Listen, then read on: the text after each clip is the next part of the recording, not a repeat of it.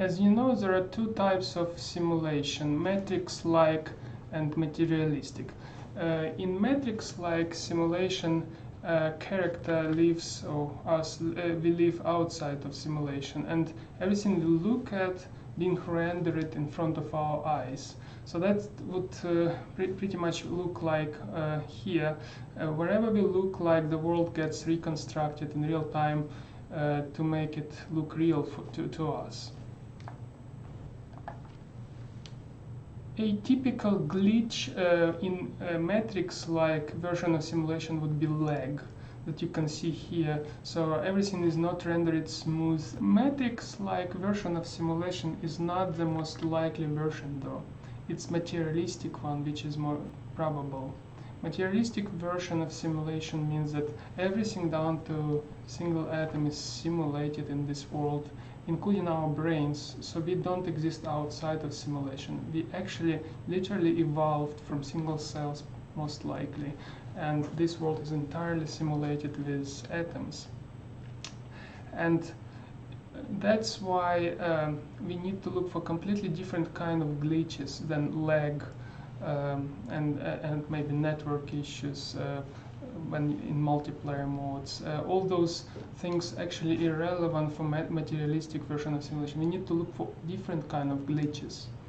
What you see is a conway game of life simulation. In this simulated world, we have very simple atomic rules and lots of these tiny, you can call organisms that behave by these very simple rules defined, and they create these complex patterns. This is, by the way, often mentioned as a reason that DNA could have happened by itself, or complex life evolved from almost nothing. That's a very often a strong argument. Please note, being myself a programmer for 20 years, I know that what you see here actually was pre-templated by by humans.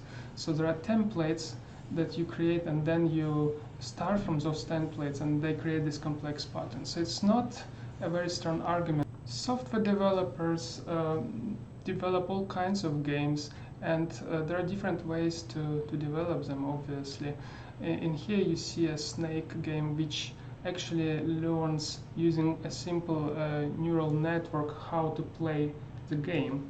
And so with each iteration and with each failure and success, the snake learns how to play this game.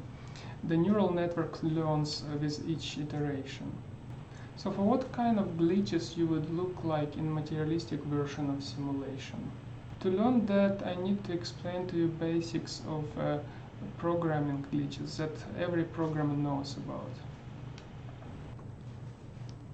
In sophisticated materialistic simulation, we have no idea that we are in a simulated world. But if some computer, some machine simulates us, it will have limits. It's not an unlimited system. One of the most important limits is how precise a number can be. In any computer, there is a limit to that. So in this simple program here, you can see that there is a d variable which is value is 1, and there are two numbers we try to compare it to. This is like is equal check, and one is almost 1, but with one digit over here being 1, and this is even more like 1, but not exactly 1. Then if it is detected to be equal, we'll print it on a screen. If this is detected to be equal to 1, then this will be printed on a screen. So if I run that, you can see that only one of these two was printed, and this is the more precise one. This is exactly a kind of problem that you can expect from a simulation. So how can we look for that in our real world? We know that time, space, and mass, everything is limited by Planck constant, which is a very tiny number. So physicists could try to devise some sophisticated experiments and go beyond Planck constant. Another limitation of any computer or a real physical system that simulates something would be certain maximum number you can have. You cannot go beyond that maximum number. This little program illustrates that. So we start with d equal 10, and then we'll multiply it by 10 in this endless while loop and print on a screen the d value. So let's see what happens. So we go to very high numbers, and at one point we reach infinity, as you saw. That would mean that essentially computer cannot process numbers beyond certain huge numbers. So how we would test that in our real physical universe? There are many things that can go beyond reasonable numbers, like speed, and then of course we reach the speed of light. So it would be very interesting to see if we can reach beyond that and what happens in that case.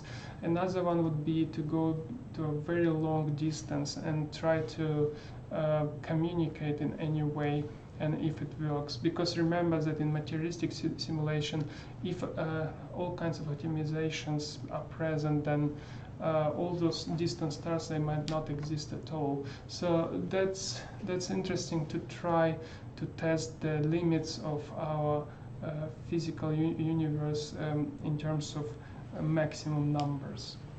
An interesting experiment would be to try to do more than one events within the Planck time period, which is very tiny, trillions and trillions less than a second moment of time. But try to do a few things at the same time and see if they add up to something else. Like, again, I'm not a physicist, but try to do two particle collisions within that time frame and see if results are coherent. In this simple program, what you can see is that we have a value of d is 1, and we keep adding very tiny value to d, and we print the value of d. Look what happens. D does not change because the value we try to add to it is too small. Computer cannot process that. So if we try to operate with values below Planck constant and see if they add up to proper total, would be a very interesting experiment to try.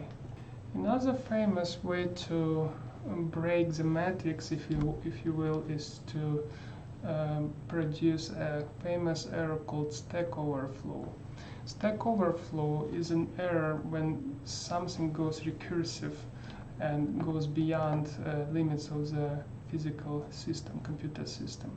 What you can see here is that we call a function called foo, and this is the function. It's a very simple function. It prints that a foo was called and calls itself. So what it means is it's a recursion.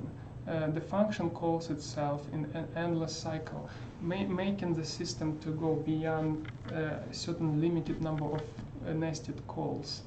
This is well known in programming world. So how we would test that in a physical world?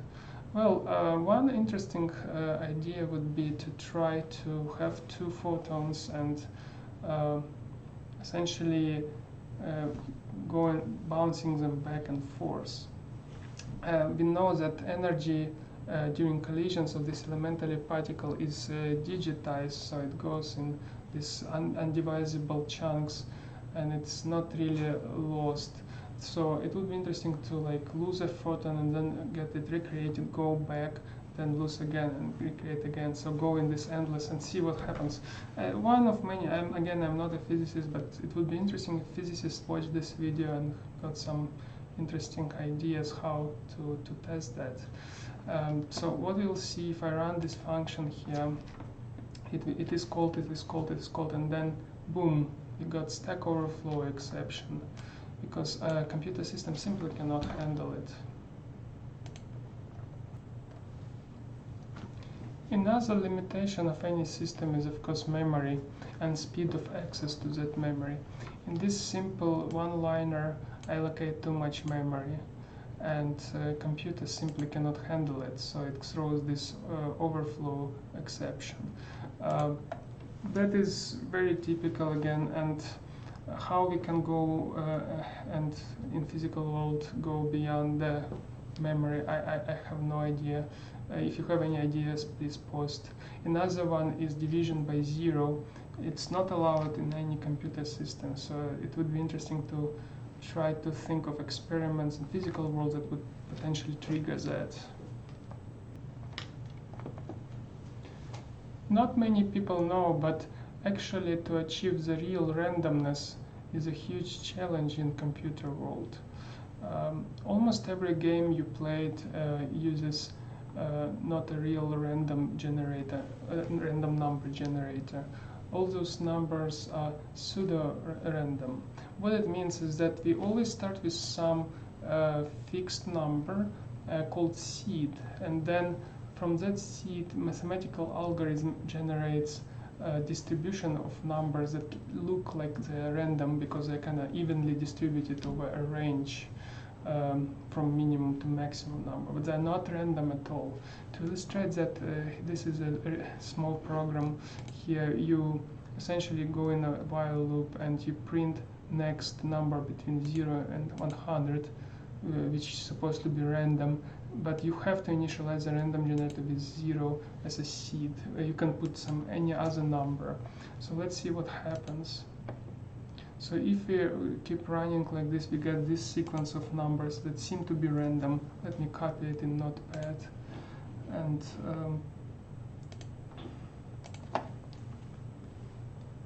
so here we go. These are our numbers.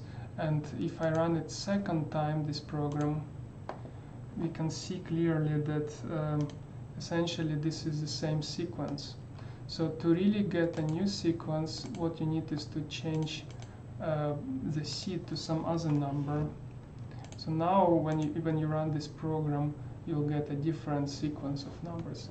So the question boils down how to initialize a seed. And seed most of the time is initialized through a time, the clock of the computer, or uninitialized memory region. So something is used for the seed to initialize.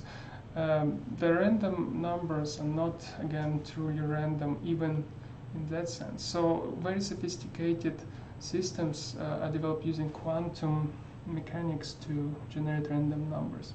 But why I'm saying that is that it would be interesting to see if those seemingly random events in quantum mechanics are actually truly random and devise statistical, more deeper statistical analysis, maybe even trace history of individual particles and so on. So that's what would be interesting field to look at as well. This is a so-called cosmic microwave background. This essentially a map what we see from the Earth of all those microwaves arriving to us from very, very far away. And this map is essentially used by scientists to devise that famous Big Bang theory and other theories out there. There are many weird things that I cannot explain at all in this map, with a cold spot recently detected and other things like that. So it would be interesting to see if this thing random, for example. So continue study this microwave background. I think is one of the key things that can help give us a hint if we are simulated or not. Another interesting one to prove would be to use advanced computer simulations that simulate molecules and how they can evolve into RNA molecules, and those RNA molecules sheerly randomly are able to self-replicate to prove or disprove if life could have appeared, abiogenesis essentially. So that would be another field of very interest that it would be interesting to study. I heard a lot of theories within the last few decades, like multiverse theory, parallel universe theory, hologram theory. There are many theories proposed by real scientists from various institutions. They get funding, they get money to study these things, they get paid. I haven't seen many scientists get paid or get funding to study simulation theory. And the credibility of those theories are pretty much equal. There is very little proof and a lot of speculation in each of them. But somehow those get the funding and simulation theory does not get funding. And the only differentiator between those is creator existence. That's what I identified. Simulation theory assumes a creator, all other theories have no creator assumed. So is that the reason why those get funding and that one doesn't? Thank you.